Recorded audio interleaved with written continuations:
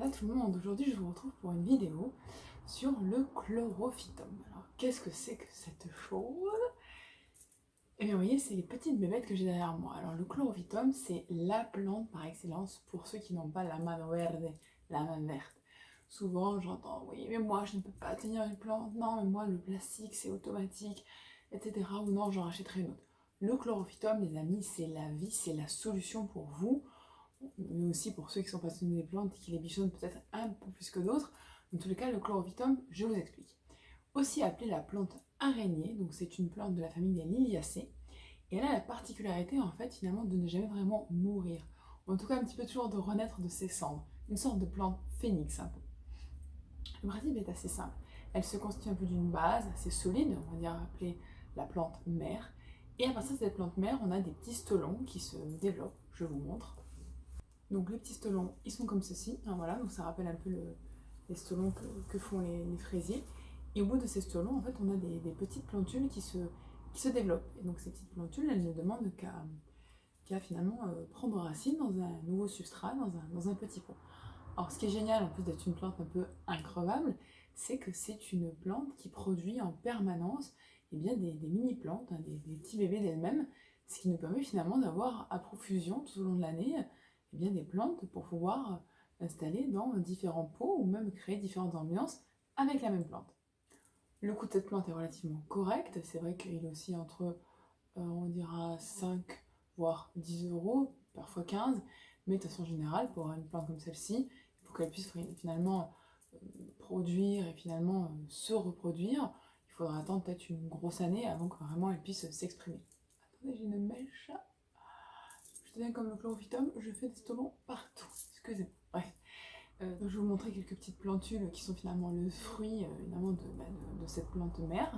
Donc voilà ce que ça donne. On est vraiment face à des chlorophytum miniatures. Alors je trouve que c'est vraiment une plante assez graphique, vous voyez, parce qu'elle a vraiment un feuillage découpé, en même temps un feuillage bicolore, hein, avec vous voyez, des liserés crème de part et d'autre de son espèce de vert tendre. Ce qui est assez intéressant avec cette plante, c'est que je trouve qu'elle se marie très très bien avec les peaux texturées, vous voyez, les peaux même un peu trapues, elle amène vraiment un contraste, ce qu'on appelle un contraste de composition, de structure, vous voyez, le fait qu'elle soit comme ça élancée, un peu comme chevelue, de petits poulpes verts, eh bien elle vient habiller parfaitement, vous voyez, ces peaux plus graphiques, plus contemporains, peut-être plus froids du coup. Donc là en l'occurrence on est sur une espèce de ciment travaillé, mais je trouve que vraiment ça, en objet de déco, ça le fait. Et là, en termes d'arrosage, bon, on est à peu près à une fois par semaine. L'idée, c'est vraiment que la motte soit toujours un petit peu humide, mais pas trop. Au niveau de l'emplacement, bah, c'est vrai qu'elle va préférer une lumière indirecte, hein. Elle aime bien, pas forcément les recoins, mais elle ne veut pas non plus être exposée comme sur les plages d'Ibiza. Mais c'est vrai qu'elle voyez, elle a vraiment cette capacité d'offrir bah, des mini-plantes voilà, qui peuvent vraiment participer pleinement à une déco. Par exemple, derrière moi, je vais vous montrer une composition que j'ai imaginée, que j'ai appelée Retour de vacances. Donc, il s'agit simplement d'une étagère, vous voyez, ronde, hein, comme ça se fait pas mal maintenant, bah, au-dessus de laquelle on a voilà, un chlorophytum qui lui est assez développé, hein, donc qui fait vraiment poulpe pour le coup. Là, on a des coquillages ramassés sur la plage, et enfin, on a des pierres, vous voyez, qui ont été malmenées, marquées, impactées, empruntées par l'océan. Et vous voyez, tout de suite, moi, je trouve que cette composition mer-terre, avec ces jeux de coquillages, crustacés et chlorophytum, bah, ça le fait. Concernant le bouturage, en tout cas la multiplication de cette plante, j'aimerais vous montrer déjà comment se présente une plantule. Donc comme vous le voyez, il s'agit finalement de petites pousses, un genre de petits débuts de racines qui ne demandent qu'à proliférer. Donc moi je fonctionne de deux façons différentes. La première, c'est que je coupe tout simplement une petite plantule. J'en coupe pas beaucoup parce que j'aime bien l'effet un petit peu pieuvre et araignée que cette plante peut avoir en offrant tous ces petits bébés, mais c'est vrai que donc, de temps en temps j'en coupe un. Donc je le coupe, voilà, hein, ciseaux tout simplement. Et après, bah, je prends un pot que je remplis de terre, bien humide, et je pose la pousse dedans.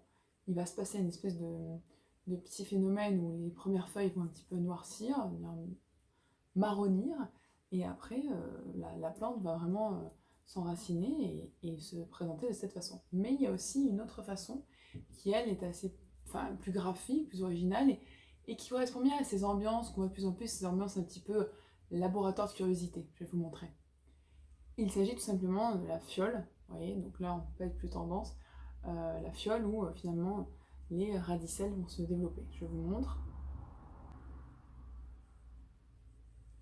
Vous voyez, là on est vraiment sur un système racinaire qui se développe davantage que si c'était dans la terre, hein, parce qu'au niveau de l'eau va davantage le stimuler.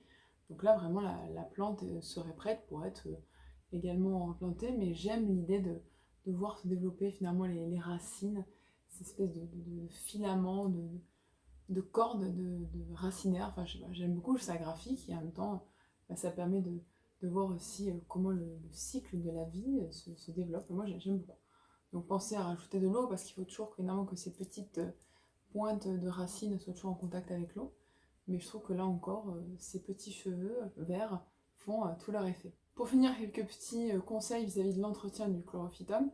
Alors vous l'aurez compris en introduction de cette vidéo, c'est une plante qui peut subir et qui peut supporter le fait que vous la malmeniez un petit peu, que vous l'oubliez, si je puis dire.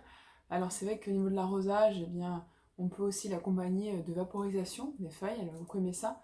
L'ambiance un peu humide lui fera toujours un peu plaisir.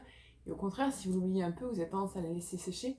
Je vous le disais, le feuillage aura tendance un petit peu à marronir, un petit peu à se retirer en douceur, mais vous aurez toujours beaucoup de temps pour vous rattraper et vite avoir à nouveau la mano verde.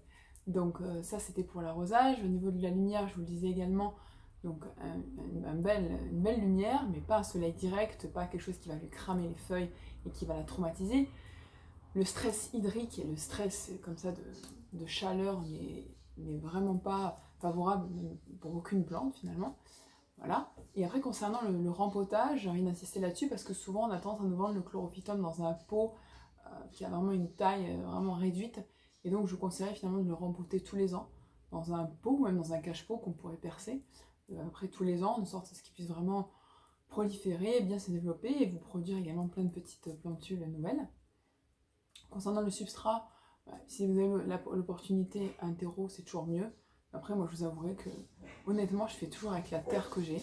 Et ça fonctionne très bien comme ça. Donc, je pense que ce côté-là, il ne faut vraiment pas se prendre la tête.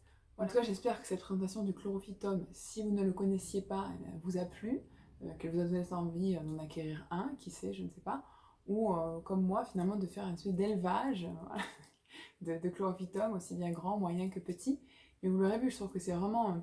même économiquement intéressant, parce que finalement on fait l'acquisition d'une plante mère qui ensuite nous renouvelle de façon un petit peu perpétuelle, de façon infinie presque, via sa progéniture, de nouvelles plantes, etc. etc. Voilà. Et bien écoutez, je vous remercie d'avoir regardé cette petite vidéo conseil. N'hésitez pas à la liker, à la partager et à me suivre. Abonnez-vous à ma chaîne si ce n'est pas déjà fait. En attendant la prochaine vidéo, je vous dis hasta luego.